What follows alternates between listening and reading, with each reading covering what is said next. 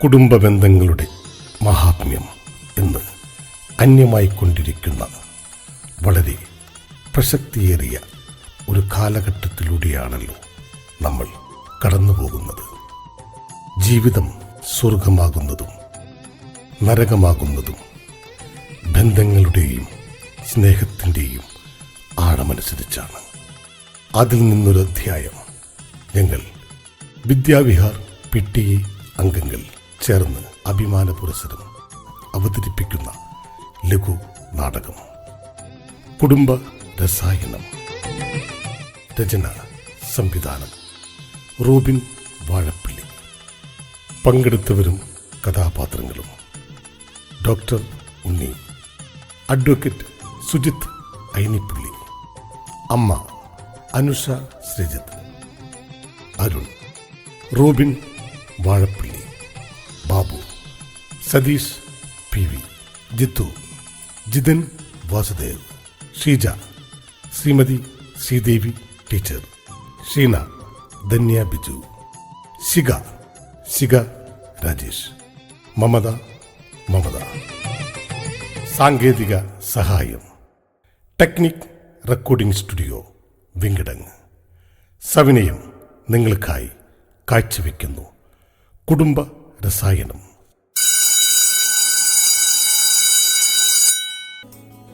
അതെ, ഞാൻ എന്ത് പറഞ്ഞാലും നിനക്ക് പിടിക്കില്ല. കുറച്ച് കാലായി ഞാനിത് കാണുന്നു. ഇത്ര കാലം ഞാൻ തന്നെ എല്ലാവന്റെ കാര്യങ്ങൾ നോക്കിയിരുന്നത്. ഇപ്പൊ എന്താ? അപ്പൊ ഞാനൊന്നും പറയണ്ടേ? അത് ശരി, കല്യാണം കഴിഞ്ഞാല് മകൻ എന്ന് പറഞ്ഞാൽ എങ്ങനെയാ? ഇത് നല്ല കൂത്ത്. നീ പറഞ്ഞേക്കാളും മുന്നേ ഞാൻ തന്നെയല്ലേ അവനെ നോക്കിയിരുന്നത്. ഇപ്പൊ അവളുടെ ഒരു ഭരണം. അതെ, ഒരു കാര്യം പറയണമെന്ന് കരുതിയിട്ട് കുറച്ചു നാളായി. എന്താണ്? അതെ, അമ്മ എല്ലാ കാര്യത്തിലും വഴക്ക് പറയണു. എന്ത് ചെയ്താലും കുറ്റം. വന്നന്ന് തുടങ്ങിയതാ. സഹി കെട്ടു മനുഷ്യൻ. നീ ഒന്ന് അഡ്ജസ്റ്റ് ചെയ്യേ. വയസ്സായ അമ്മല്ലേ, ഇവരൊക്കെ ഇനി എത്ര കാലം ഉണ്ടാവും? ക്ഷമിക്കേ. എത്ര കാലം ഉണ്ടാകുന്ന? അവരുടെ ആരോഗ്യത്തിന് ഒരു ക്ഷീണവും ഇല്ല. പിന്നെ എനിക്കാ വേദനകളൊക്കെ. അതെ, അമ്മ പണ്ട് നല്ലോണം അധ്വാനിച്ചതിൻ്റെ മിടുക്ക. നീ ഒന്ന് അമ്മയുടെ കൂടെ നിൽക്ക്. എനിക്കൊന്നും വയ്യ. അച്ഛനില്ലാത്തതിൻ്റെ ഒരു കുറവ് അമ്മ ഞങ്ങൾക്ക് വരുത്തിയിട്ടില്ല. കിട്ടുന്ന ചെറിയ പെൻഷൻ കൊണ്ടാണ് ഞങ്ങളൊക്കെ വളർത്തിയത്, അറിയോ? നീ ഇവിടെ ഇരിക്കുക. എന്റെ കുറ്റങ്ങൾ പറയാവും. എനിക്കറിയാ. അടുക്കളയിൽ ഒരു പിടിപ്പത് പണിയുണ്ട്. ഇക്ക് വയ്യേ. അമ്മ ഇവിടെ ഇരുന്നേ, അത് പിന്നെ ചെയ്യാം. അല്ലെങ്കിൽ അവള് ചെയ്തോളും. ഇവളല്ലേ, എനിക്കറിയാ എത്രമാത്രം ചെയ്യൂന്ന്. മുറ്റവും പറമ്പും കിടക്കണ കണ്ടാ മതി.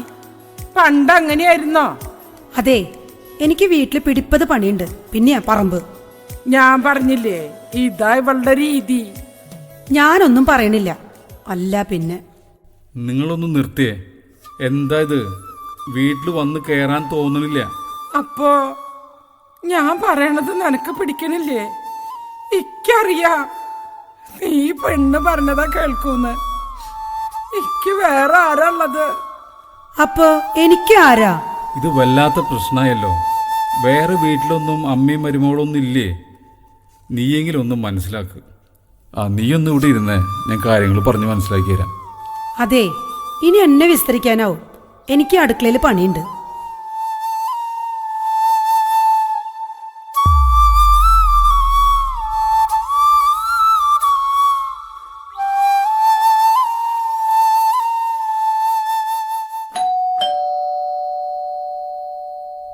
ആരാ? വാ വരൂ. ബാബു വായോ. എന്താ വിശേഷം? ഇരിക്കേ. അതെ, എൻ്റെ കല്യാണം ഉറപ്പിച്ചു. ഒക്കെ പെട്ടെന്നായിരുന്നു. ഉറപ്പിച്ചാ? കല്യാണം ഉറപ്പിച്ചാ? ഓ, വെരി ഗുഡ്. എവിടുന്നാ? പാലക്കാടുന്നാ. ജോലി ഉണ്ടാ? ജോലിയൊന്നുമില്ല. അമ്മയ്ക്ക് പ്രായമായി. വീട്ടിൽ വേറെ ആരുമില്ലല്ലോ. പിന്നെ അമ്മ തന്നെയല്ലേ. എനിക്കറിയാം, അച്ഛൻ വളരെ മുമ്പ് പോയല്ലോ. ഇവിടെ അങ്ങനെ തന്നെയാണ്. എന്താ നിന്റെ വർത്താനത്തിലൊരിത്? വല്ല പ്രശ്നോ? പ്രശ്നമൊന്നുമില്ല. ഞാൻ ഓർക്കണേ, എൻ്റെ കല്യാണം ക്ഷണിക്കാൻ ഞാൻ നമ്മുടെ കടവിലെ സുഗതേട്ടൻ്റെ വീട്ടിൽ പോയി. അപ്പോൾ സുഗതേട്ടൻ പറയാ, മോനെ പെണ്ണ് കെട്ടിയ കണ്ണ് കെട്ടിയിട്ടാ. അന്ന് ഞാൻ കരുതിയത് അയാൾ അസൂയ കൊണ്ട് പറയാന്നാ. അപ്പോൾ നിന്റെ അഭിപ്രായത്തിൽ? വളരെ ശരിയാണ്. അതുകൊണ്ട് നീ ടെൻഷൻ അടിക്കണ്ട, എല്ലാവരും ഒരേപോലെ ആകില്ലല്ലോ. നീ ഇരിക്കേ, ഞാൻ ചായ എടുക്കാം. ഷീജേ, എടി ഷീജേ, ഒന്നും ഇങ്ങോട്ട് വന്നേ. ദാ വരുന്നു. ആ അതെ, ഞാൻ കല്യാണം പറയാൻ വന്നതാ.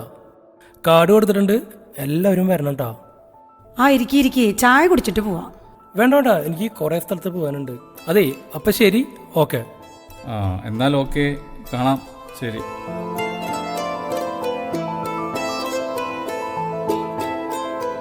ആ എന്താ രണ്ടാളുണ്ടല്ലോ, എന്താ വിശേഷം? അമ്മയില്ലേ ഇവിടെ? ഞങ്ങൾ അമ്പലത്തിൽ പോവാനാ, അമ്മേനെയും കൂടെ കൂട്ടാനാ. ഡാ മോനെ, ഞാൻ അമ്പലത്തിലൊന്ന് പോയിട്ട് വരാം. വാ മക്കളെ, പോയിട്ട് വരാം. ആ ശ്രദ്ധിക്കണേ. എന്നോടൊന്നും പറഞ്ഞിട്ടില്ല കേട്ടാ. അല്ല ഇത് ആരൊക്കെയാ? അത് നമ്മുടെ വടക്കേലെ ശിഖയും മമതയാ. നല്ല കൂട്ടാ. അയ്യോ സമയത്രേ, ഞാൻ നേരത്തെ ചെല്ലാന്ന് പറഞ്ഞിട്ടുണ്ടായിരുന്നു, മറന്നു. ആ ബാഗ് എടുത്തേ.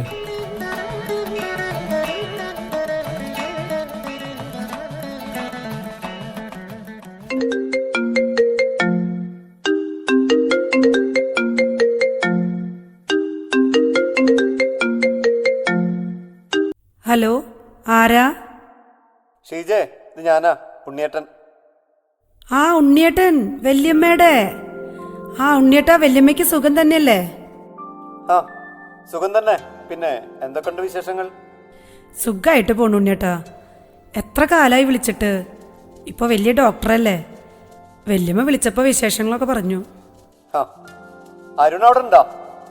ഉണ്ടെങ്കിൽ ഒന്ന് കൊടുത്തേ. ഇല്ല ഉണ്ണിയേട്ടാ, പുറത്തേക്ക് പോയിരിക്കുക. വന്നാ വിളിക്കാൻ പറയ്. വേറെ സുഖല്ലേ? പുതിയ ചുറ്റുപാടൊക്കെ എങ്ങനെ? ആ സുഖം തന്നെ. ആ സുഖം തന്നെ എന്ന് പറയുന്നതിൽ തന്നെ എന്തോ ഒരു സുഖക്കുറവുണ്ടല്ലോ. അതെ, ഇവിടെ ഒരു അമ്മയുണ്ട്, അരുണേട്ടൻ്റെ അമ്മ. ഒരു സ്വൈര്യം തരില്ല. അതിനെപ്പോ നോക്കിയാലും കുറ്റം പറഞ്ഞുകൊണ്ട് നടക്കും. ഒരു മോനല്ലേ ഉള്ളൂ, കൊഞ്ചിച്ച് വഷളാക്കി. നീ ഒന്ന് അഡ്ജസ്റ്റ് ചെയ്യുന്നേ, പ്രായമായ ആളല്ലേ, എല്ലാം ശരിയാകും. എനിക്ക് പ്രതീക്ഷയൊന്നുമില്ല. അതിൻ്റെ കാലം കഴിയോളം ഇത് തന്നെ ഗതി. ഒരു രക്ഷയില്ല. ഉണ്ണിയേട്ടൻ്റെ കയ്യിൽ വല്ല ആസവോ കഷായോ മറ്റെന്തെങ്കിലും വരുന്നുണ്ടോ? ഒരു ഒതുക്കം കിട്ടാനാ. നീ എന്താ ഈ പറയണം? അതൊക്കെ വലിയ പ്രശ്നല്ലേ. ശിക്ഷയൊക്കെ എന്താണെന്ന് അറിയോ? അതെ, ഞാൻ കാര്യമായിട്ട് പറയാ. വേറെ ഒന്നിനല്ല, ആരോഗ്യം കുറഞ്ഞു വരണം, അത്രേ ഞാൻ ഉദ്ദേശിക്കുന്നുള്ളൂ. ഹലോ ഉണ്ണിയേട്ടാ, കേൾക്കുന്നുണ്ടോ? ഉവ്വ്, നീ പറയണത് തടി കുറയ്ക്കാനല്ലേ, അപ്പം ആരോഗ്യം ക്ഷയിച്ചോളും. അത് തന്നെ, കറക്റ്റ്. ശരി, ഞാനൊരു ആസവും പൊടിയും തരാം. രാവിലെ ആസവത്തിലൊരു നുള്ളു പൊടി ചേർത്ത് ദിവസവും മറക്കാതെ ഭക്ഷണശേഷം കൊടുക്കണം. ഒപ്പം ഒരു കുഴമ്പും ഞാൻ കൊടുത്തേക്കാം. ആ അത് മതി. പിന്നെ ശ്രദ്ധിക്കേണ്ടത്, തീരെ സംശയം തോന്നരുത്. സ്നേഹം അഭിനയിക്കണം, ഒരു ഇഷ്ടവും തോന്നണം. മരുന്ന് മുടങ്ങരുത്. ഇത് നമ്മൾ മാത്രം അറിഞ്ഞാൽ മതി, അല്ലെങ്കിലുള്ള പ്രശ്നം അറിയാലോ. അത് ഞാൻ ഏറ്റുണ്ണിയേട്ടാ. മരുന്ന് എങ്ങനെ കിട്ടും? അത് ഞാൻ കൊറിയർ ചെയ്യാം. അമ്മ എവിടെയാ, കേൾക്കോ? ഇല്ലല്ല, അമ്പലത്തിൽ പോയേക്കാ. വരണ സമയമായി തുടങ്ങി. ശരി. അതെ, അമ്മ വന്നിട്ടുണ്ട്, അമ്മയ്ക്ക് കൊടുക്കാം. അമ്മേ, വല്യമ്മയുടെ മകനാ ഡോക്ടർ. ഹലോ ഹലോ അമ്മേ, അറിയോ? ഉണ്ണിയാണ്, ഷീജയുടെ വല്യമ്മയുടെ മോൻ. അറിയാം, ഡോക്ടറല്ലേ, കോഴിക്കോട്ടുള്ള. അതെ അതെ, സുഖം തന്നെയല്ലേ? കുഴപ്പമില്ലാതെ പോണു മോനെ. നടക്കുമ്പോ നല്ല കഥപ്പുണ്ട്. പ്രായമായിട്ട് വരില്ലേ? അതെ, ഞാൻ അമ്മയ്ക്ക് കുറച്ച് മരുന്ന് കൊടുത്തേക്കാം. ദിവസവും മുടങ്ങാതെ കഴിക്കണം. കിതപ്പിനും ക്ഷീണത്തിനും വളരെ നല്ലതാണ്. ആയിക്കോട്ടെ, സന്തോഷം. അമ്മേ, ഞാൻ സമയം കിട്ടുമ്പോൾ അവിടെ വരാം. അരുണിനോട് അന്വേഷണം പറയാമേ. മോനെ, ഞാൻ ഫോൺ ഷീജയ്ക്ക് കൊടുക്കാം. അപ്പൊ ശരി ഉണ്ണിയേട്ടാ, ഓക്കെ വെക്കട്ടെ. ഓക്കെ ശരി. അതെ, ഷീജേനെ അമ്മയ്ക്ക് അങ്ങോട്ട് വല്ലാണ്ട് പിടിച്ചിട്ടില്ല കേട്ടാ. അതിനി ശരിയായിക്കൊള്ളുന്നേ.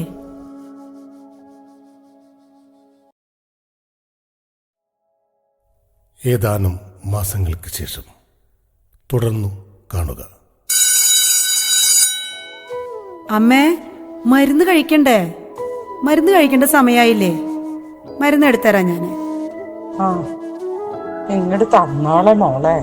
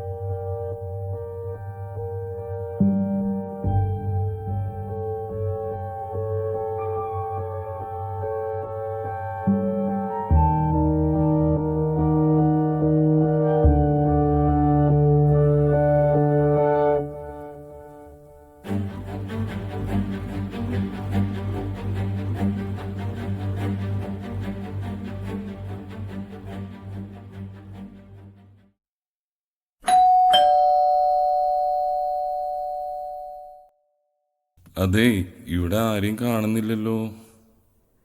ഞാൻ ഇവിടെ ഇരിക്കണത് കണ്ടില്ലേ? ഏയ് മക്കളെന്തൊരു മുന്നറിയിപ്പൊന്നുമില്ലാതെ. ഇന്നലെ ഞാൻ അമ്മേനെ സ്വപ്നം കണ്ടു. ഒരു ദുസ്വപ്ന. അപ്പൊ തൊട്ട് തുടങ്ങിയതാ കാണണം കാണണം. മനസ്സിനൊരു പ്രയാസം. അമ്മയെ കാണണം കാണണം എന്ന് പറഞ്ഞിട്ട് ഒരു സൗകര്യമില്ല. ഞാനിപ്പോ ലീവ് എടുത്തിട്ടപ്പം വന്നത്. ഇവള് പോണം, അമ്മേനെ കാണണം കാണണം എന്ന് പറഞ്ഞുകൊണ്ടേ ഇരിക്കുക. എന്താ ചെയ്യാ, വരുന്നെ. ഷീജ എവിടെ അമ്മേ? അകത്തുണ്ടാവും. അവ രാവിലെ പോയതല്ലേ. ഇവിടേക്കൊരു സുഖം ഉണ്ടായിരുന്നില്ല. കഴിഞ്ഞ ദിവസം ഷീജയുടെ വല്യമ്മയുടെ മോൻ ഡോക്ടർ ഉണ്ടല്ലോ, ആ കുട്ടി കുറച്ച് മരുന്ന് കൊടുത്തയച്ചിട്ടുണ്ട്. അത് കഴിക്കുമ്പോ നല്ല ആശ്വാസമുണ്ട്. അമ്മേ, അരുണ് വിളിച്ചിരുന്നു. അമ്മേനെ കുറച്ചു ദിവസം അവിടെ നിർത്താൻ പറ്റുമെന്ന് ചോദിച്ചിട്ട്. എങ്ങനെയാ അമ്മ അവിടെ? ഇല്ലില്ല, ഞാൻ എവിടേക്കുമില്ല. അതെ, അവളിപ്പന്നെ പൊന്നു പോലെ നോക്കണത്. മുമ്പ് ഒരു ഇതൊക്കെ ഉണ്ടായിരുന്നു. ഇപ്പൊ നോക്കിയടിയെ വ്യത്യാസം കണ്ട. ആ, അവള് നേരത്തിന് മരുന്നെടുത്ത് തരും, കുഴമ്പ് തേച്ച് കുളിപ്പിക്കും. അവളെന്റെ മോന്റെ ഭാര്യയല്ലേടി. അല്ലമ്മേ, അച്ഛൻ കാര്യങ്ങളൊക്കെ എഴുതി വെച്ചിട്ടുണ്ടോ? കല്യാണത്തിന് എനിക്ക് തന്നതൊക്കെ അറിയാലോ അല്ലേ? അച്ഛനെല്ലാം ചെയ്തു വെച്ചു എന്ന് എന്നോട് പറഞ്ഞത്. എവിടെയാ? രജിസ്റ്റർ ഓഫീസിൽ ശരിയാക്കിന്നാ പറഞ്ഞത്. അതിനുള്ള വിവരമൊക്കെ ആൾക്കുണ്ടായിരുന്നു. അത് നന്നായി. ഇന്നത്തെ കാലത്ത് അതില്ലാത്തതിന്റെ പേരിൽ വഴക്കെത്രയാ.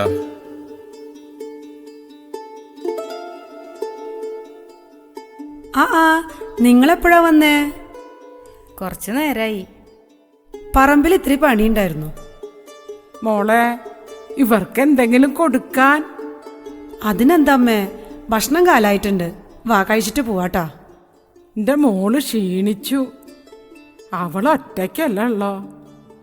മക്കള് വരിയേ?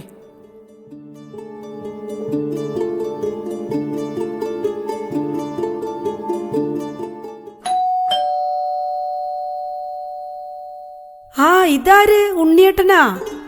എങ്ങനെ ഡോക്ടർ കിട്ടി? എൻ്റെ അവിടെ വന്നതാ. അപ്പം ഞങ്ങൾ ഒരുമിച്ച് ഇങ്ങോട്ട് പോന്നു. അല്ല, അമ്മ എവിടെ? അമ്മ അകത്തുണ്ട്. ഷീനും ചീത്തും വന്നിട്ടുണ്ട്. ഊണ് കഴിക്കാനിരിക്കുക. ഉണ്ണിയേട്ടൻ വാ, ഭക്ഷണം കഴിക്കാം. ഇല്ല, ഞാൻ കഴിച്ചു. എന്തായാലും അരുണിന് കൊടുക്ക്. അരുൺ ഭക്ഷണം കഴിക്ക്, ഞാൻ ഇവിടെ ഇരിക്കാം. എന്നാ ഞാൻ ചെല്ലട്ടെ, നീ സംസാരിച്ചിരിക്കെ. ശരി, ചേട്ടൻ പോയി ഭക്ഷണം കഴിക്കേ. അതെ, ഞാൻ ഒരു കോഴ്സ് മരുന്ന് കൂടി കൊണ്ടുവന്നിട്ടുണ്ട്. ഇല്ല, മരുന്ന് ഞാൻ കൊടുക്കണില്ല. എന്നെ കൊണ്ട് വയ്യ ഉണ്ണിയേട്ടാ. മരുന്നിന് എത്ര ഉണ്ട്? വേണ്ട ഉണ്ണിയേട്ടാ, ഇനി അതിൻ്റെ ആവശ്യമില്ല. ഇപ്പം എന്നെ വലിയ ഇഷ്ടാ. അമ്മ വല്ലാതെ മാറിയിരിക്കണു. പാവം, അതിൻ്റെ ആയുസ്സിന് ഞാനായിട്ട് ഇനി ഞാൻ എന്ത് പ്രായശ്ചിത്തം ചെയ്യാനാ ഈശ്വര? എന്തിനാ ഇങ്ങനെ ചിരിക്കണു ഉണ്ണിയേട്ടൻ? എടി മണ്ടി, നിന്റെ വിചാരം ഞാൻ അതിലെന്തേലും കലർത്തിന? വൈദ്യശാസ്ത്ര രംഗത്ത് പ്രവർത്തിക്കുന്ന ആരെങ്കിലും അത് ചെയ്യൂ? അപ്പോ വേറെ ഒന്നും സംഭവിച്ചിട്ടില്ല. ഈ മരുന്ന് കൊടുക്കുമ്പോൾ നീ അമ്മയെ വല്ലാണ്ടങ്ങ് സ്നേഹിച്ചു. നീ സത്യത്തിൽ അഭിനയിക്കുകയായിരുന്നു. പക്ഷേ നിന്റെ സ്നേഹവും പരിചരണം മോഹിച്ചിരുന്ന ആ പാവം അമ്മ നിന്നെ അതിലേറെ സ്നേഹിച്ചു. അപ്പോ ഞാൻ ഈ സ്നേഹം എന്നൊക്കെ പറയണം നമ്മൾ ക്ഷമിക്കുകയും പൊറുക്കുകയും ഒക്കെ ചെയ്യുമ്പോഴല്ലേ സംഭവിക്കുന്നത്? അല്ല, അത് തന്നെയാണ് ഇവിടെയും സംഭവിച്ചത്. അമ്മയ്ക്ക് ഉണ്ണിയേട്ടനെ മനസ്സിലായോ? പിന്നെ എനിക്കറിയാം, ഡോക്ടറല്ലേ, കോഴിക്കോടുള്ള. എങ്ങനെയുണ്ട് അമ്മയ്ക്കിപ്പോൾ? ഇപ്പൊ നല്ല സുഖണ്ട് മോനെ. അവളിപ്പൊക്ക് മരുന്ന് തരുന്നില്ല. മോനോട് ചോദിക്കണം എന്നപ്പ പറയണത്. നല്ല മരുന്നായിരുന്നു കേട്ടാ. അത് കഴിക്കാലോ, നല്ല മരുന്നാ. ഞാൻ ഷീജോട് പറയായിരുന്നു. ദാ ഞാൻ ആ മരുന്ന് കൊണ്ടുവന്നിട്ടുണ്ട്. ആ, ഈ മരുന്ന് കഴിച്ചതിന് ശേഷം ഇവിടെ മൊത്തത്തിലൊരു സന്തോഷമുണ്ട്.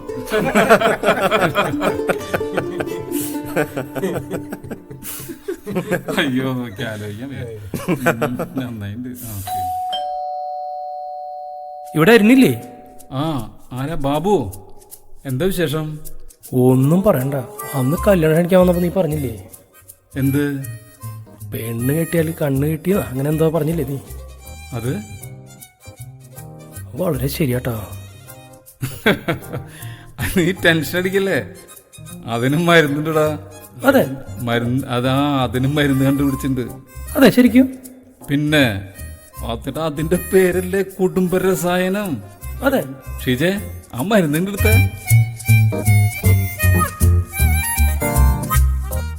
കുടുംബരസായനം ഈ ലഘുനാടകം ഇവിടെ പൂർണ്ണമാകുന്നു. സഹകരിച്ച ഏവർക്കും നന്ദി. ശബ്ദം നൽകിയവർ സിന്ധുരാജൻ, ദലീഷ്, രശ്മി പ്രമോദ്, ശകുന്തള പ്രേമൻ. Sound designing Azeez Rahman.